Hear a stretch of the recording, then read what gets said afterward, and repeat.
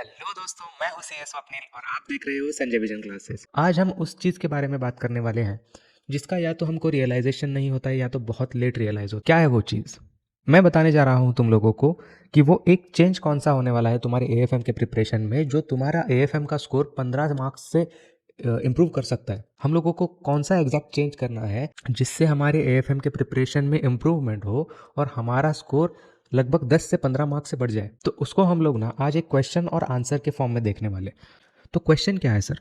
Y many hard working students still score only 35 to 45 marks, या फिर इसको हम लोग ऐसे भी पूछ सकते हैं कि हम लोग 35 से 45 मार्क्स, मतलब हम लोग 35 से 45 मार्क्स के बीच में क्यों एएफएम में स्टक रहते हैं?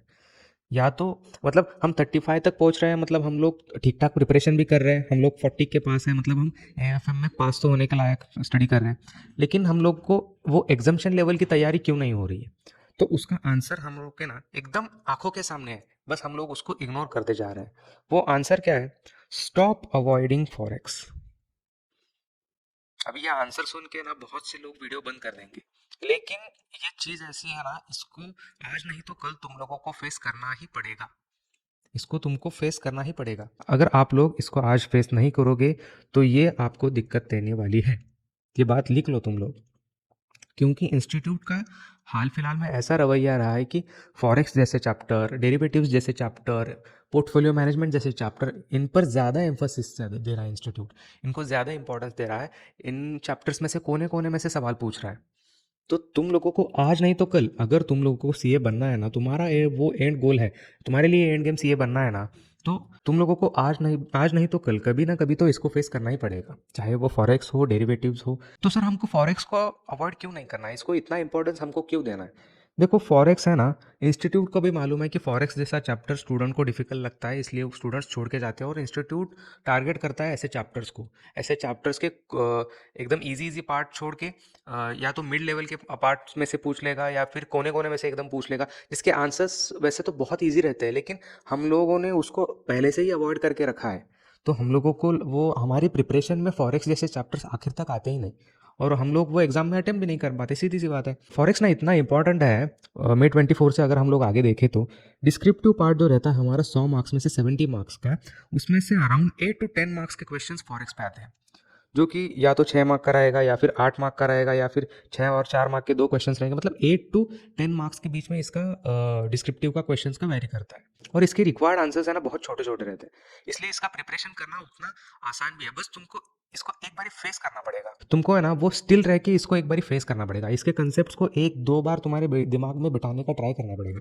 अगर तुम लोगों को एएफएम में एग्जामिशन एम करना है तो इसको आज नहीं तो कल, कभी ना कभी इसको फेस करना ही पड़ेगा। तुम फॉरेक्स ना वैसे तो बहुत इजी चैप्टर है, अगर कंसेप्ट्स के हिसाब से देखा जाए, समझने के हिसाब से देखा जाए, बस इसके कंसेप्ट्स है ना, हम लोगों ने इसके पहले कभी भी पढ़े नहीं है, इसीलिए हमको वो नए लगते हैं, इसीलिए पहली बारी वो डिफिकल्ट लगते हैं। वो कंसेप्ट वैसे देखा जाए तो स्ट्रेट फॉरवर्ड है, ऐसा है, हमको ऐसा करना है। बस एक बार ये तुम लोग अपने दिमाग में बिठा दोगे ना, तो तुमको इतना दिक्कत नहीं देगा फॉरेक्स जैसे चैप्टर। अगर हम लोग एमसीक्यू के बारे में सोचे तो फॉरेक्स हमेशा 4 टू 6 मार्क, मतलब 2 से 3 एमसीक्यू तो फॉरेक्स के रहेंगे ही रहेंगे। अगर कम से कम भी सोचो तो 8 और 4 मतलब 12 मार्क्स तो हम लोग ऐसे ही घर पे ही छोड़ के जा रहे हैं। मतलब हम लोग 100 मार्क्स का पेपर अटेम्प्ट नहीं कर रहे, हम लोग 88 मार्क्स का पेपर अटेम्प्ट कर रहे हैं, और हम लोग एम कर रहे हैं कि हम लोगों को 88 मार्क्स में से 50, 55 या 60 आ जाए। तो वो तो हम लोगों के लिए मुश्किल हो जाएगा ना। वैसे भी 100 मार्क्स का पेपर अटेम्प्ट करना हर किसी के लिए पॉसिबल नहीं है। हमारा पेपर अटेम्प्ट होता है 85 टू 90 मार्क्स के बीच में अटेम्प्ट हो जाता है। कभी कभी पेपर आसान रहेगा तो 95 तक अटेम्प्ट हो जाएगा।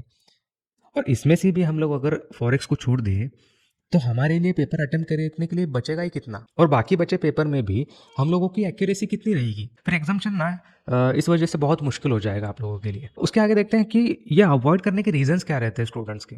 तो पहला रीजन है कि जो मैंने भी पहले भी बोला, फॉरेक्स के चैप्टर के जो कंसेप्ट्स हैं ना, वो पहले एक दो बारी समझने के लिए आप लोगों को डिफिकल्ट लगेगा, लेकिन एक वो हर्डर, वो जो फॉरेक्स का हर्डल है ना, वो आप लोग 1 से 2 बार वो पार कर लोगे ना, तो आप लोगों को ये चैप्टर भी बहुत ईजी लग जाएगा और आप इसको पेपर में भी एटलीस्ट अटेम्प्ट तो कर पाओगे।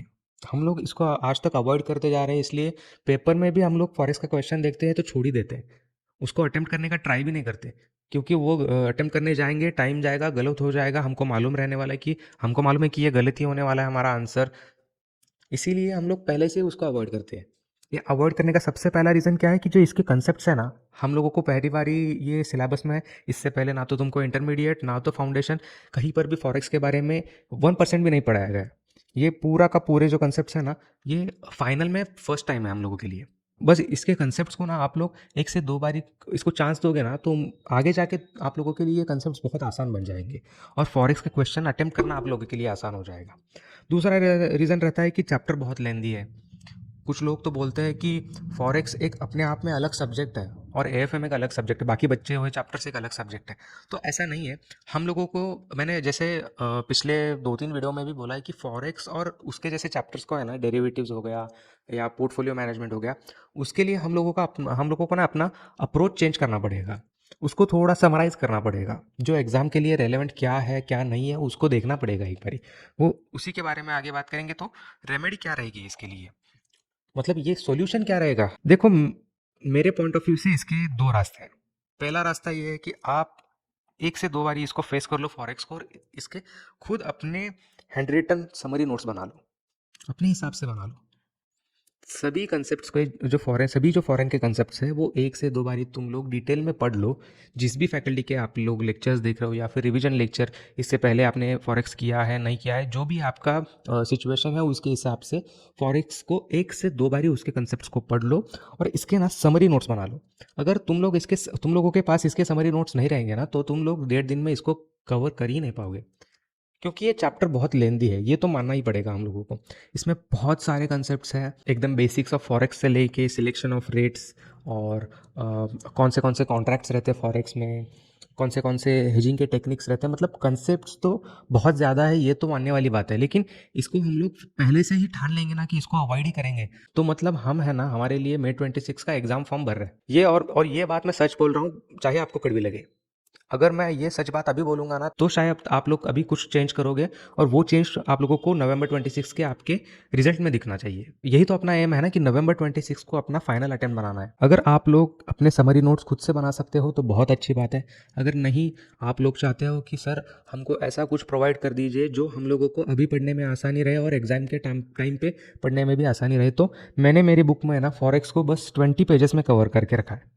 और ये ऐसे मैंने कवर करके रखा है इसको, उन कंसेप्ट को ऐसे डिज़ाइन करा है, ऐसे स्ट्रक्चर करा है ना, कि तुम लोग अगर पहली बार ही पढ़ोगे तो भी तुमको बहुत आसानी से समझ आ जाएगा और मल्टीपल रिविजन्स में भी आसानी होगी और एग्जाम के 1 डे बिफोर, मतलब जो 1.5 दिन में हम लोगों को प्रिपेयर करना है ना, उस समय भी आपको फॉरेक्स को प्रिपेयर करने के लिए बहुत आसान रहेगा। देखो, जो रैंकर स्टूडेंट रहेंगे, जो हम लोग देख रहे हैं कि हर रिजल्ट में 80-90 लाते हैं ना, वो लोग कभी भी ना फॉरेक्स को अवॉइड नहीं करते। ये वीडियो उनके लिए है ही नहीं।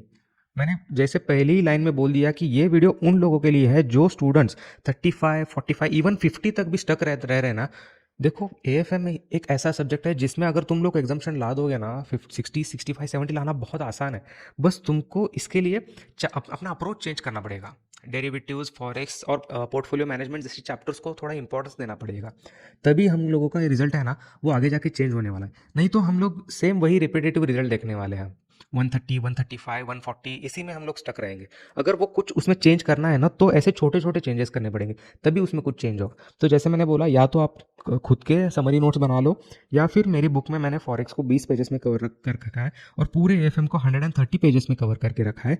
जो कि मेरी 2 बुक्स है, एक नो कन्फ्यूजन कंसेप्ट नोट्स के नाम से और क्वेश्चन सेट भी है। अगर आप लोग चाहे तो उसका एक अलग वीडियो बन के रखा है, वो चाहे तो आप लोग चेकआउट कर सकते हो, चैनल पे वो वीडियो है।